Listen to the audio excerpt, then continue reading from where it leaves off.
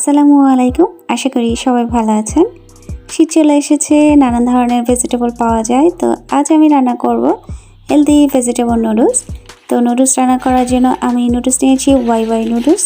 নুডলসের মধ্যে আছে অনিয়ন অয়েল আর 2 টাইপস অফ মশলা।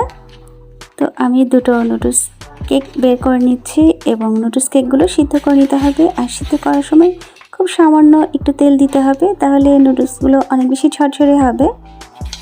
তো নুডলস কেকগুলো কিন্তু সিদ্ধ করা হয়ে গেছে এবং পানি ঝরিয়ে নিয়েছি। এবার ভেজিটেবল হিসাবে আমি নিয়েছি ব্রকলি, ছোট ছোট করে টুকরো করে নিতে হবে, অ্যান্ড ক্যাপসিকাম এবং চাইনিজ বাঁধাকপি। এই 3 ধরনের সবজি আমি ছোট ছোট করে টুকরো করে নিয়েছি। এবার রান্নার জন্য নিয়ে নিয়েছি অল্প পরিমাণে কুকিং অয়েল, অ্যান্ড দিয়ে দিয়েছি একটি ছোটো সাইজের পেঁয়াজ কুচি। পেঁয়াজ কিছুটা ভাজতে ভাজতে আমি মাঝখানে স্পিনাচগুলো রেডি করে নিলাম এবং সব সবজি পেঁয়াজের মধ্যে দিয়ে এই স্পিনাচগুলো কেটে দিয়ে দিচ্ছি।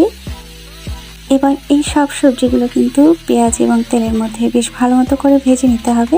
যেহেতু সব সবজিগুলোই কাঁচা ছিল, তো ভাজতে কিন্তু কিছুটা সময় লাগবে। আমি 2 থেকে 3 মিনিটের মতো ভেজে নিচ্ছি এবং ঝালের জন্য দিয়ে দিচ্ছি একটি কাঁচামরিচ কুচি এবং নুডলসের যে মশলাগুলো ছিল সেই মশলাগুলো দিয়ে দিচ্ছি।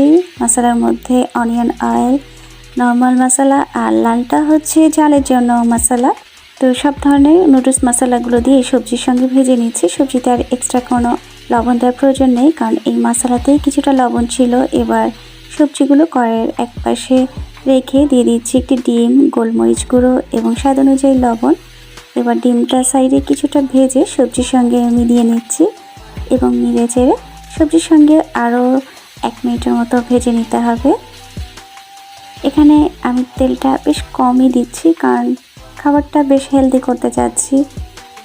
তো তেলের পরিমাণটা যদি বেশি দিয়ে দিই তখন কিন্তু খাবারটা খুব বেশি একটা হেলদি থাকবে না। চাইলে এখানে কিন্তু কিছুটা বাটারও অ্যাড করা যেতে পারে। তো সবজিগুলো আমি 1 থেকে 1.5 মিনিটের মতো ভেজে নিলাম। এবার দিয়ে দিচ্ছি সিদ্ধ করে রাখা নুডলস দিয়ে এবার নেড়েচেড়ে সবজির সঙ্গে মিলিয়ে নিচ্ছি। নর্মালি শীত আসলে কিন্তু নানান ধরনের ভেজিটেবল বাজারে পাওয়া যায়।